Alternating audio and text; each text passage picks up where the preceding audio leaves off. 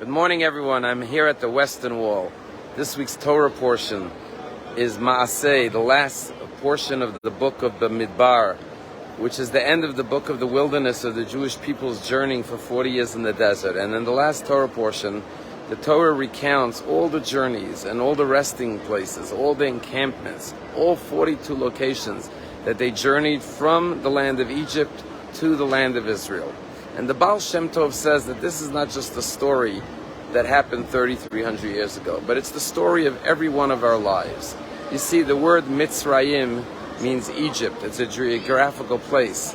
But it also comes from the word Meitzar, which means narrowness, confinement, limitation.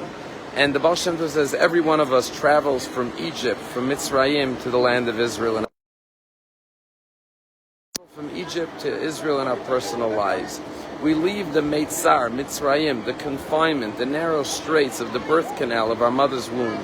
And we come into this world and we travel throughout our lifetime. But the ultimate destination is our personal land of Israel, which of course is the next world, the afterlife. And therefore the journeys of the Jews in the Parsha is the journeys of every one of our lives. But here is the fascinating lesson.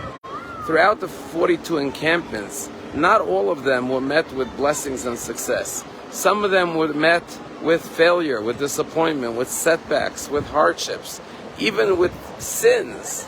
However, they are all recounted in the Torah portion because that's all part of the ultimate journey from Egypt to the land of Israel. It took not only the successes, but also the failures, the mistakes and the sins to be lessons in the journey of the Jewish people, which ultimately brought them to their destination of the land of Israel.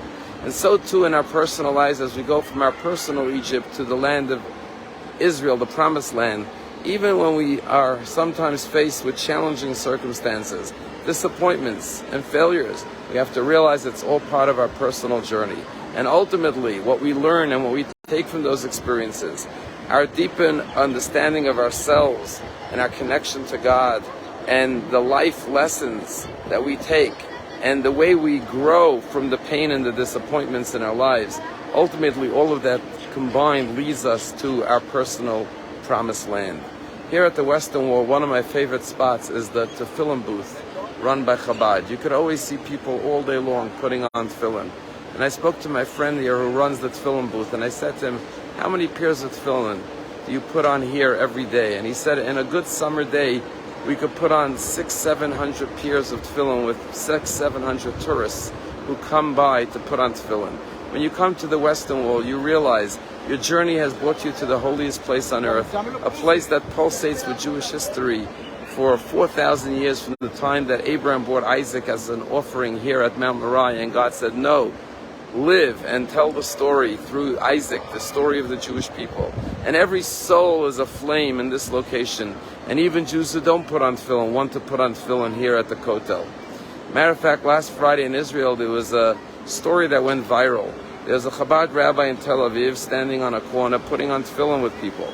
And he stopped two teenagers, 40-year-old boys, and asked them if they'd like to put on tefillin. And the boys said yes. And as the boys were wearing their tefillin saying the Shema, a woman who obviously was very anti-religious came by and started yelling at the rabbi.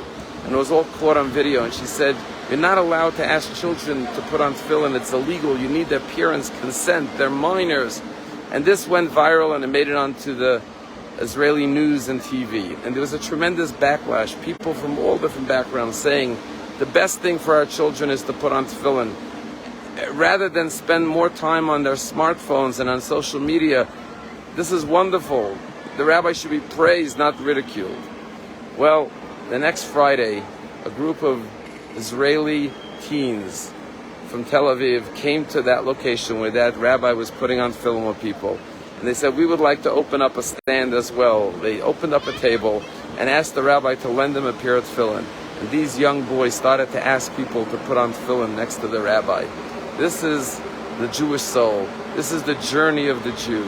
Yes, individually and collectively, we have journeyed for thousands of years, but finally we have arrived in the promised land.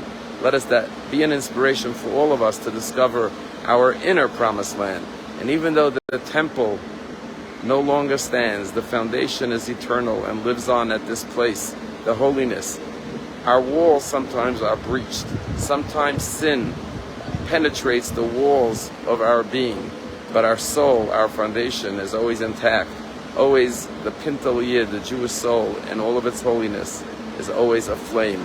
All we have to do is to connect with it, and we find our journey to the promised land. Have a wonderful day.